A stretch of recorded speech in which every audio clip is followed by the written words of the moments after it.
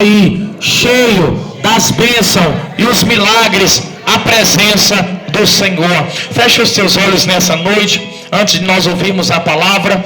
Hoje é culto de libertação forte. Eu creio que Deus vai estar libertando muitas pessoas aqui nessa noite. Eu já posso enxergar pela fé. Louvado seja Deus. Aleluia, Deus ele trabalhando muito forte nessa noite na libertação. Eu já posso enxergar enfermidades caindo por terra. Eu já posso enxergar portas sendo abertas. Alabassuricanta, alabraia, remantoride séria. Deus me mostra nessa noite portas que estavam amarradas, corrente. Deus me mostra correntes caindo por terra. Pessoas que chegou aqui com a vida amarrada. Erecanta, alabraia. Nessa noite Deus vai quebrar as correntes na sua vida. Corrente de inveja, oh, cantou me devassa, Senhor meu Deus, amado Pai, em nome do Senhor Jesus, o teu filho amado, Senhor, aqui nós estamos, meu Deus, na tua casa, na tua presença, meu Deus, entramos por essa porta, Senhor, meu Deus, não para olhar para a placa da igreja, entramos por essa porta, Senhor, não para olhar para uma religião, entramos por essa porta, Senhor, para olhar para o teu filho Jesus, aquele que morreu por nós na cruz do Calvário. O único Senhor é que tem poder para curar, para libertar. E nessa noite, ó Deus da glória, eu quero pedir ao Senhor, meu Pai, que a unção do Senhor vem sobre a igreja. Meu Deus, manifesta uma unção aqui nesse lugar. A unção do Senhor, meu Deus, venha trazendo cura, libertação, venha trazendo milagres. A unção do Senhor, meu Pai, venha trazendo restauração nessa noite. Alabassuricanta, alabraia. E que essa pessoa, meu Pai, nessa noite, ó Deus, ela seja tocada pelo Senhor, ela seja só tocada pela tua presença, em nome do Senhor Jesus. Meu Deus, toca nos enfermos nessa noite, toca agora, meu Pai, vai tocando, Senhor da glória, toca nessa pessoa, Senhor, que entrou aqui triste, abatida, chegou aqui angustiada, sentindo um vazio na alma, Senhor, vai tocando agora, meu Pai, Espírito Santo de Deus, nessa noite, Senhor, nada vai resistir, ó Pai, o poder do Senhor que está nesse lugar, enfermidade não vai resistir, demônios não vai resistir, nada, meu Pai, vai resistir, Senhor, ao poder de Jesus que está aqui, porque eu já sinto a tua unção, eu já sinto o teu poder, eu já sinto a tua glória. Alabade canta alabraia, lemando bide canta alabadaraba séria. Meu Deus, já vai renovando, ó Pai, essa pessoa, Senhor, que veio aqui buscar o renovo. Hoje é culto de libertação, mas nada impede, ó Pai, do Senhor trazer o avivamento, nada impede do Senhor batizar com o Espírito Santo. Alacandaraia, elemando bidecanda labraçória, alabado bidecante, bidecante beberebaça. Meu Deus, vai tocando agora, Espírito Santo vai tocando, vai trabalhando agora, Senhor, em nome do Senhor Jesus.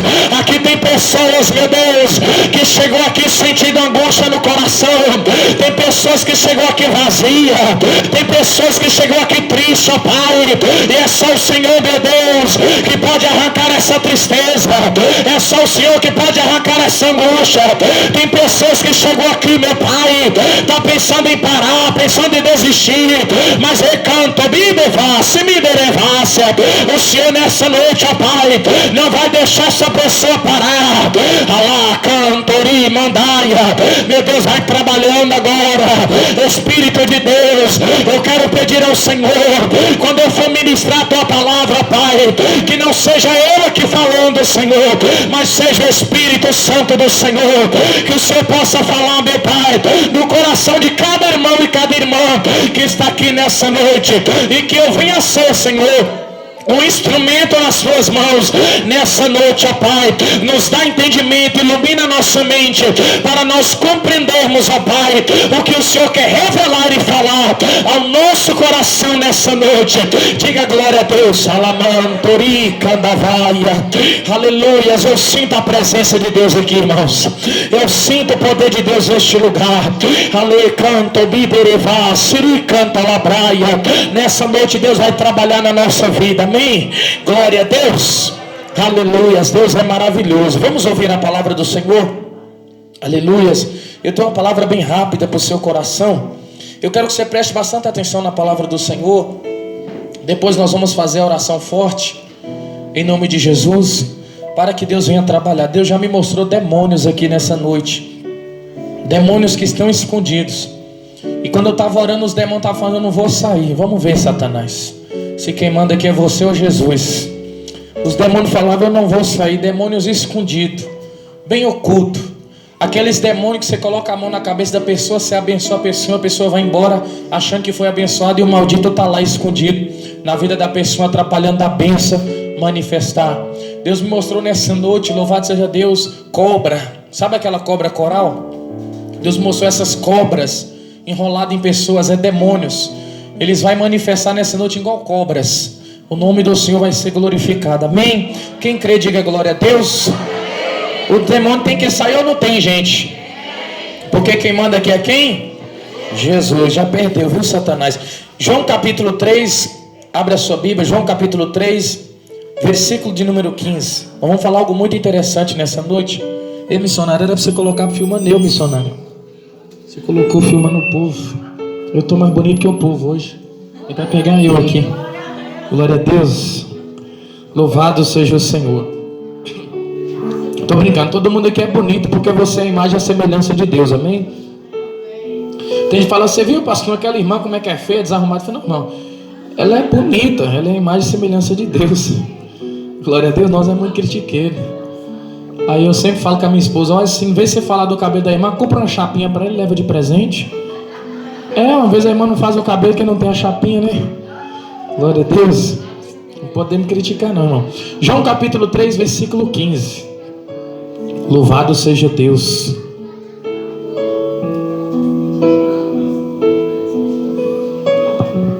João capítulo 3, versículo 15. Quem encontrou, diga amém. Eu vou ler, eu quero que você preste bastante atenção. Aleluias. A palavra do Senhor diz assim: louvado seja Deus. Para que todo aquele que nele crê não pereça, mas tenha a vida eterna. Versículo 16.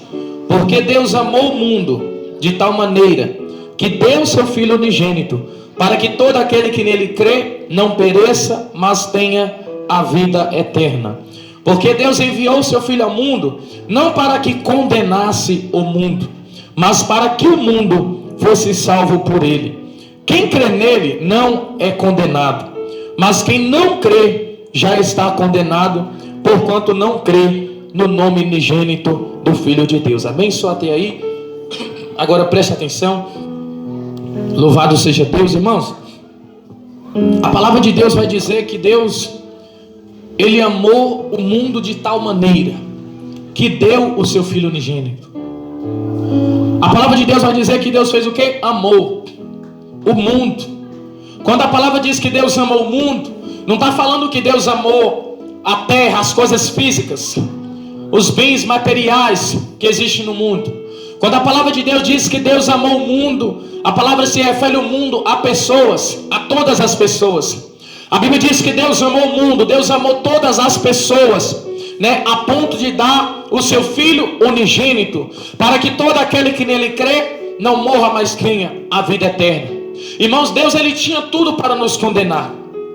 Deus, Ele tinha todo motivo para nos julgar, nos condenar ao inferno, porque a palavra de Deus diz que todos nós pecamos e fomos destituídos da glória de Deus.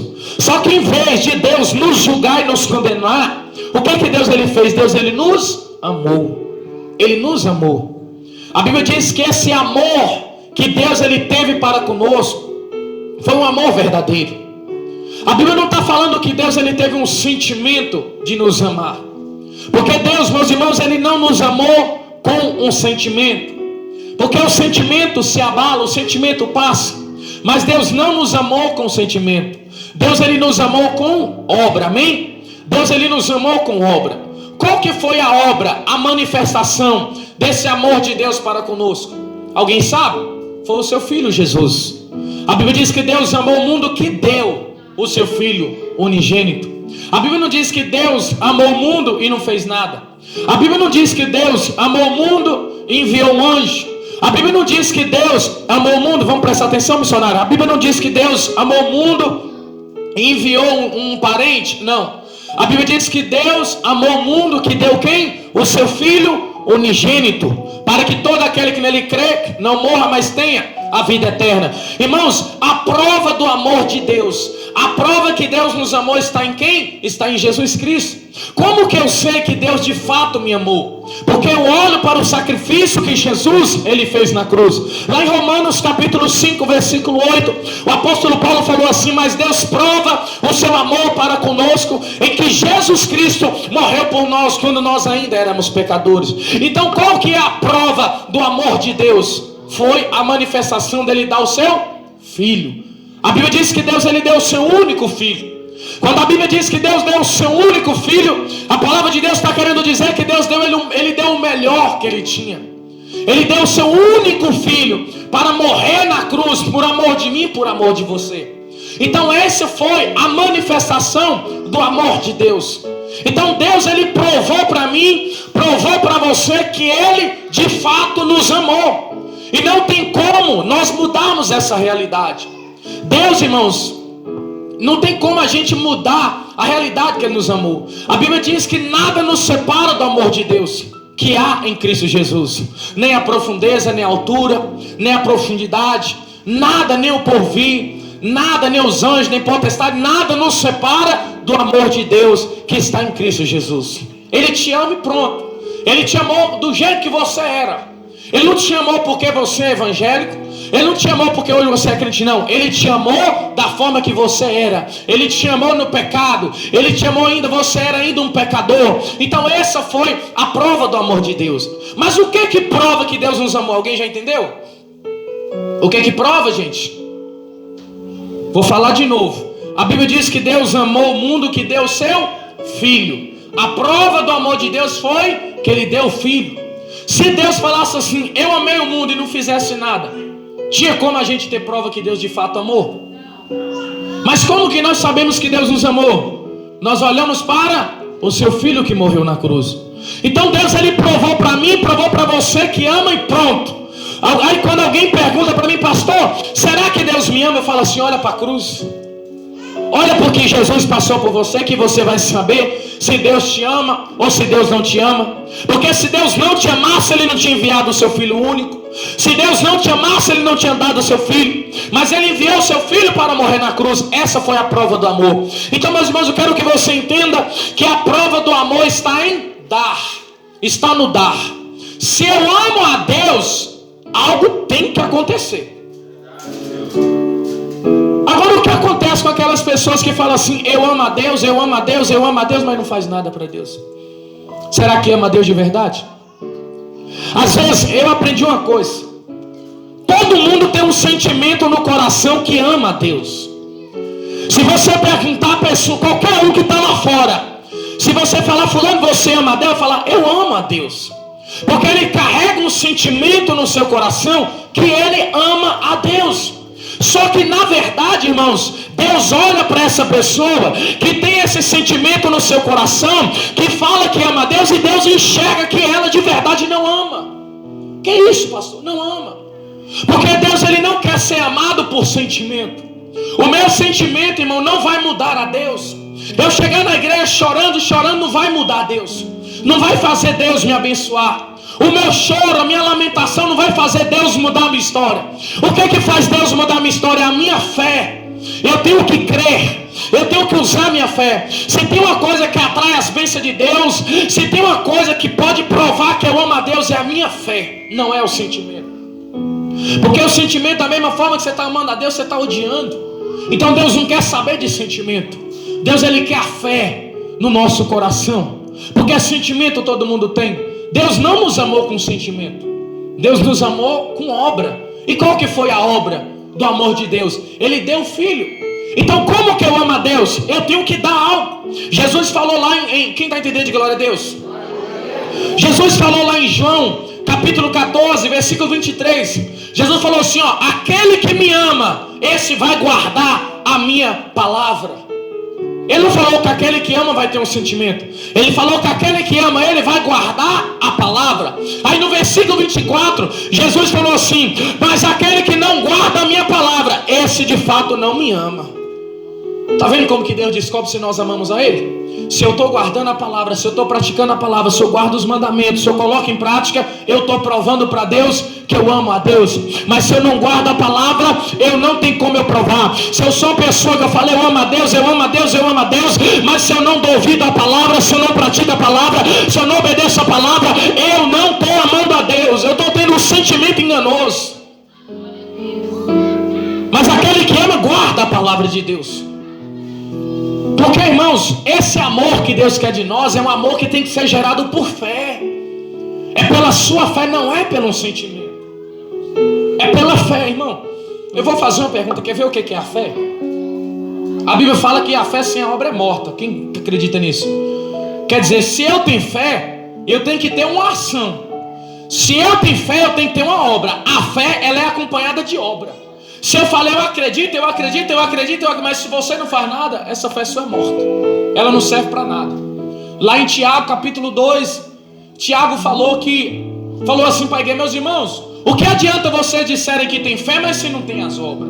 Porventura essa fé vai salvar vocês? De maneira nenhuma. Não adianta eu falar que eu creio, se eu não faço nada para mostrar para Deus que de fato eu creio. Quem acredita na Bíblia? Todo mundo, meu irmão. Mas quem pratica o que está na Bíblia? Poucos. Então essa fé de eu só acreditar que a Bíblia é a palavra de Deus, que a Bíblia é um livro sagrado, não vai mudar nada na minha vida. Eu acreditar que a Bíblia ela pode mudar a minha história, não vai mudar nada. Agora, se eu creio na Bíblia, se eu creio na palavra, a ponto de colocar em prática tudo que ela me ensina, a ponto de praticar tudo que ela me passa, a minha vida será transformada. Porque a minha fé na Bíblia, através da minha manifestação da obediência, que é as obras, a minha vida vai ser transformada. Então, se eu tiver um sentimento que eu creio na Bíblia, mas se eu não busco conhecer a Bíblia, se eu não busco praticar a Bíblia, não vai mudar nada.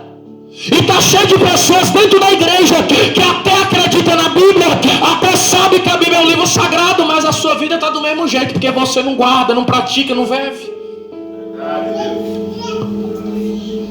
Às vezes nós queremos servir a Deus com sentimento, irmão. Tem pessoa que chora: Deus, eu choro, pastor, na presença de Deus, eu choro. Você chora, irmão, que bom, viu? Mas você pratica a sua fé? Deus não comove com choro. Deus comove com a fé. A Bíblia fala, Hebreus capítulo 11, versículo 6: ora, sem fé é impossível eu agradar a Deus. E é necessário que todos aqueles que se aproximam de Deus creiam que Ele existe, que é galardoador daqueles que o buscam. Deus, Ele quer ver a sua fé. Ele quer ver a minha fé, a ponto de ter obra, praticar. A Bíblia fala de um rapaz, presta atenção. Um rapaz chamado, a Bíblia traduz ele como um jovem rico, um mancebo. Esse jovem, ele enchia um pulmão, enchia o seu coração, o peito. E ele falava para todo mundo que ele era um grande homem de Deus. Ele achava que ele era um grande servo de Deus, porque ele conhecia a Bíblia, ele conhecia os mandamentos do Senhor e acreditava nos mandamentos. Aí um certo dia ele chegou até Jesus e ele falou assim: Senhor, o que é que eu tenho que fazer para herdar a vida eterna? Ele já estava se sentindo salvo. Aí Jesus falou: rapaz, guarda os mandamentos, você conhece. Aí ele falou: mas qual que é os mandamentos? Quer dizer, eu já sei qual que é. Aí Jesus foi lá e citou alguns dos mandamentos: não adulterar, não matar, não roubar. E a Bíblia diz que esse rapaz foi lá, sabe o que ele falou para Jesus? Querendo enganar Jesus com sentimento. Ah, Senhor, isso aí eu guardo desde criança, desde a minha mocidade eu guardo esses mandamentos. Quer dizer, eu conheço. Jesus, conhecendo que aquele homem tinha um sentimento que amava a Deus no seu coração, mas não tinha fé, Jesus colocou a fé dele em prova. E Jesus falou: ah, rapaz, já que tu então tem guardado desde criança, então eu vou mandar você obedecer os 2 primeiros mandamentos, que é o quê? Amar a Deus sobre todas as coisas, e segundo, amar o próximo, amar a ti mesmo. Aí Jesus foi e aplicou 2 mandamentos para ele e falou: sabe o que você faz, rapaz? Você quer entrar no céu? Vai lá, vende tudo que você tem, dá para os pobres, depois você vai ter um tesouro no céu, depois você me segue. Sabe o que ele fez? A Bíblia diz que essa palavra se tornou pesarosa para ele. Uma palavra pesada. Ele não teve a capacidade e a coragem de vender o que ele tinha e dividir com os pobres. Quando Jesus falou essa palavra, sabe o que aquele jovem fez? Ele virou as costas para Jesus, triste, e foi embora. Sabe por que ele ficou triste? Porque ele entendeu que realmente ele não amava a Deus. Ele entendeu que realmente ele carregou a vida inteira um sentimento enganoso no seu coração de que amava a Deus. Mas quando Jesus coloca a fé dele, o amor dele em prova, ele falhou diante de Jesus. O interessante, Jesus fala assim: rapaz, se você quer ir para o céu, olha para você ver, você vai vender tudo que você quer, dar para os pobres, você vai ter um tesouro no céu, depois você vai me seguir. Irmão, Jesus falou que só tem como nós ir ao Pai se for através dele. Jesus mandou aquele jovem abandonar o que está no mundo e seguir ele. Ele preferiu o quê? Amar as coisas lá fora do que seguir Jesus. E para mim seguir Jesus, eu tenho que amá-lo de verdade. Porque quem não ama Jesus, quem não ama Deus, não segue Jesus, não segue o Senhor. Somente quem ama Jesus para seguir Jesus. Porque quem ama Jesus, quando Jesus te dá ordem, você obedece. Quem ama Jesus, quando Jesus te dá uma palavra, você obedece. Mas quem não ama, quando Jesus fala uma palavra, já escandaliza. O que aconteceu com ele? Ele se escandalizou: rapaz, essa palavra é pesada, eu não tenho a possibilidade de obedecer essa palavra. E ele se retirou. Aí eu pergunto para você: você ama a Deus de verdade?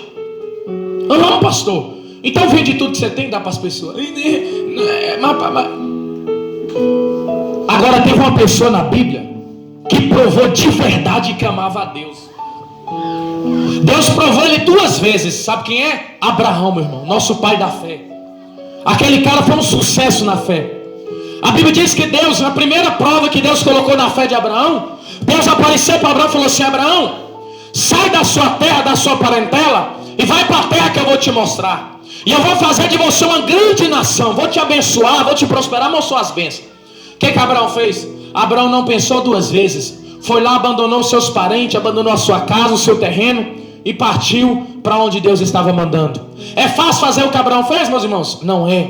Abandonar um lugar de conforto, um lugar onde ele viveu muito tempo da sua vida, onde ele gostava. Ele teve que sacrificar a sua vontade para obedecer à voz do Senhor. Mas Abraão partiu para essa terra. Aí quando Abraão está nessa terra, Abraão está lá, dizendo que amava a Deus, que era um servo de Deus, manifestando a fé. Aí quando Deus foi cumprir a promessa na vida de Abraão, Deus falou assim: agora eu vou provar Abraão mais uma vez. Eu vou ver se realmente Abraão me ama. Antes de Deus cumprir as promessas na vida de Abraão, Deus estava prestes a derramar as bênçãos. Mas para Deus derramar a bênção na vida de Abraão, Abraão tinha que provar para Deus que ele amava Deus de verdade. E quem não prova para Deus que ama ele de verdade, não vai viver o sobrenatural, não vai viver as bênçãos de Deus. Eu tenho que amá-lo de verdade. Aí sabe o que Deus fez? Pegou pesado com Abraão. Eu acredito que Deus pensou assim: vamos ver, eu imagino o Pai, o Filho e o Espírito Santo conversando lá e falando: vamos ver se Abraão me ama de verdade. Vamos ver se Abraão está preparado para viver as bênçãos que eu tenho para ele. Aí sabe o que Deus fez? Gênesis capítulo 22. Deus foi e falou para Abraão: Abraão, de madrugada isso, de noite, Abraão estava dormindo. Deus falou: Abraão, eu quero que você pegue o seu filho, o seu único filho, olha o que Deus falou, Isaac, e oferece ele para mim em sacrifício. O que Deus está pedindo para Abraão? Para oferecer matar o próprio filho. Aí Deus falou: pega o seu filho unigênito, oferece a mim em sacrifício, o seu filho que você ama. Sabe, Deus, irmão, Deus ele tem um ciúme. Ele não quer que você ama nada deste mundo mais do que a Ele. Porque Jesus falou que aquele que ama pai, ama mãe, ama esposa, esposo, filho e filha, mais do que a Ele, não é digno dele. Aí eu amo minha esposa, meu coração, e Jesus é o que?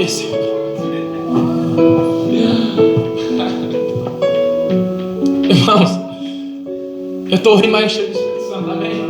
É porque às vezes a gente fala: nossa, eu amo tanta coisa dessa terra, e a gente esquece de amar o que Ele quer rei. Então Deus, ele tem esse certo ciúme. Quando você ama algo a mais dessa terra do que a Ele, Deus já fica com ciúme. Aí Deus já coloca a sua fé em prova. Se você ama o seu carro mais do que Jesus, Jesus deixa o seu carro quebrar só para ver o seu desespero e aprender a amar Ele. Glória a Deus. Se você ama mais o seu dinheiro que Jesus, Jesus deixa você ficar naquele estado difícil de me pedir dinheiro emprestado a juro. Glória a Deus. Aleluia. Deus, ele tem ciúme, meus queridos. E Deus foi lá e falou: Abraão, porque Abraão estava naquele chamego com seu filho. Ah, meu filho, eu amo meu filho, eu amo meu filho. Aí Deus veio: Abraão já está desviando o amor dele, mas eu vou colocar a fé dele em prova. Pega o seu filho e mata, me dá em sacrifício. A Bíblia vai dizer, meus irmãos, que sabe o que Abraão fez? Abraão não pensou duas vezes. Abraão não murmurou. Eu tenho certeza que o coração de Abraão ficou angustiado. O coração de Abraão ficou triste, ficou amargurado, porque ele sabia que ia matar o próprio filho. Mas Abraão amava a Deus mais do que o seu próprio filho.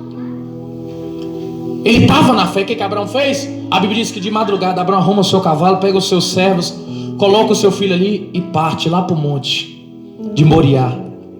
E quando Abraão chega naquele monte, Abraão está subindo o monte com o seu filho. O filho de Abraão está com a lenha nos braços, está ali com o isqueiro, o machado. E geralmente quando ele subiu o monte para sacrificar algo, eles levavam um carneiro, um bode. Só que Isaac está com a lenha, está com o isqueiro, está com tudo. Mas cadê o carneiro, o cordeiro? Aí Isaac fala: pai, está aqui o machado, está aqui a lenha, está aqui o isqueiro, mas cadê o cordeiro para o holocausto? Eu imagino Abraão ouvindo isso. Quer dizer, na hora que ele fala: cadê o cordeiro? Ele falou: o cordeiro é você. Mas não falou para ele mesmo, que ele pensou na hora. Imagina o pai ouvindo isso do filho. Abraão, na fé, no amor a Deus, falou: meu filho, Deus proverá para si o cordeiro para o seu holocausto. Vamos subir. A Bíblia diz que Abraão estava tão na fé, tão provando que amava a Deus. Abraão foi lá, pegou o seu filho, amarrou sobre a lenha. E quando Abraão ia meter o machado em Isaac para matar Isaac, a Bíblia diz que o anjo desceu do céu e bradou: Abraão, Abraão, não estenda as tuas mãos sobre esse moço, porque agora eu sei que você temes a Deus de verdade e não negaste o teu único filho. Abaçuri de canta labraia. Abraão foi provado, irmão, e aprovado. Às vezes Deus deixa você passar uma necessidade, sabe para quê? Para ver a sua fé e o seu amor para com Ele. Ele não vai deixar você morrer nessa situação. Ele só está te provando. Ele só está provando o seu amor para com Ele. Porque quem ama Jesus, a dificuldade que você passa não vai te abalar, não vai te afastar dele. Mas quem não ama Jesus, qualquer provinha sai. Estou saindo da igreja, estou abandonando meu cargo. Mas quem ama Jesus não abandona nada. Se Jesus fala: larga isso, Ele larga. Larga isso aqui, larga.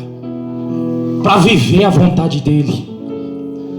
Então quando nós amamos Jesus, meus queridos, de verdade nós amamos a Deus, a gente manifesta a obra. Deus, Ele quer que nós amamos a Ele com obra. Não é amar por sentimento. Já pensou se Abraão falasse: Deus, eu amo o Senhor, mas eu não vou dar o meu filho não. Ele estava amando, gente? Quantas pessoas não falam: ah, eu amo a Deus, pastor, eu gosto de ir para a igreja, mas eu não vou parar com isso aqui.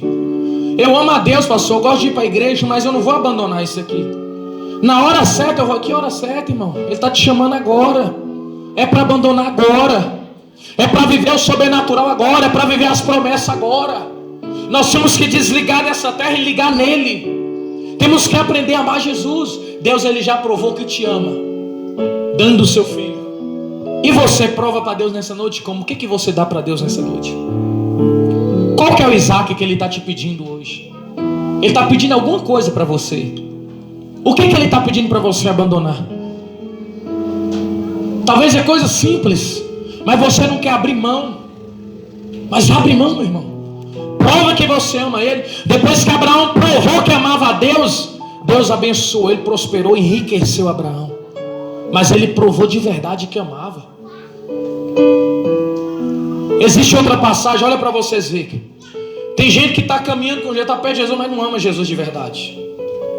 Porque na hora que Deus prova para ver, vamos ver se fulano me ama, é a hora que fulano passa para trás. Quem lembra de Jesus no deserto? Mateus capítulo 4. 40 dias e 40 noites, com fome. Ali sabe o que o pai estava fazendo? Provando o amor do filho. Deus sabia já que Jesus amava ele de verdade. Deus já sabia que Jesus não ia trair ele nunca. Mas sabe por que Deus permitiu Jesus passar um deserto? Para provar para Satanás que Jesus amava a Deus de verdade. E Jesus negou o amor do Pai no meio do deserto, irmão? Satanás apareceu com as bandejas. O que Jesus fez? Permaneceu no amor do Pai, permaneceu amando ao Senhor. Será que hoje Satanás aparecer com a bandeja para você, será o que você faz? Ô pastor, se o diabo mandar uma loura bem bonita, perfumada para o senhor hoje, o que o senhor faz? Você vai falar, sai Satanás? Eu falo, ô rapaz, vamos ali. Sai Satanás? Tem que falar mesmo, porque ele manda, viu? Na hora da gente ser provado, meu irmão, é que a gente desaponta Deus. Sabe o que Deus me revela, irmão? A maior luta sua, sabe, contra a sua carne, o Senhor. Deus me mostra um espírito pombagira que envia mulher o tempo todo para o Senhor. É tudo bandeja de Satanás. O senhor sabe do que eu estou falando? É verdade o que eu estou falando? É Deus que está revelando. E Deus quer saber se nós amamos de verdade. Olha, existe uma... Eu estou pregando com paciência, não estou pregando gritando para você entender a palavra. Não adianta eu gritar aqui e você sair vazio. Você tem que aprender. E existe uma passagem que a Bíblia fala que Jesus estava na casa de Simão. Ali ele foi convidado para um jantar. Está Jesus assentado sobre a mesa. E está os discípulos, todo mundo ali, os 12 discípulos, os amigos, todo mundo ali perto de Jesus. E naquela época, meus irmãos, quando uma pessoa de honra chegava na casa da pessoa, o convidado chegasse, tinha uma tradição. Qual que era a tradição? As pessoas pegavam água e lavavam os pés. Era símbolo de humildade, de reconhecer que aquele que estava chegando lá era digno de honra. Suponho que eu estou na tradição daquela época e eu convido aí o Bolsonaro. Não sei se tem gente que não gosta dele, também não gosto não, viu? Tô brincando, não tem nada contra a política não. Para mim tanto faz quem está lá. Quem é o maior político para mim é Jesus, glória a Deus. Mas faz de conta que o Bolsonaro vai lá em casa e eu estou vivendo essa tradição. O que eu tenho que fazer? Eu tenho que lavar os pés dele com a água, enxugar com a toalha. Era a tradição. Aí Jesus chega na casa de Simão. Quando Jesus chega na casa de Simão, Simão não lava os pés de Jesus, só recebe Jesus na mesa e vai ali conversar, bater papo. Só que Jesus não falava mal dos outros não, viu? O negócio de Jesus era fuxicar, Jesus era conversa do céu. Mas eles não lavou os pés de Jesus. Aí de repente vem uma pecadora. Quem? Uma pecadora. Uma pessoa que para a sociedade não valia nada. Ela vem trazendo na sua mão um vaso de alabastro, que naquela época, irmãos, era um perfume de nardo muito caro que tinha naquela época. Aquela mulher que ela tinha naquele vaso ali, irmãos, ela podia vender, comprar fazendas, comprar carro, valia muito dinheiro. E o que ela fez?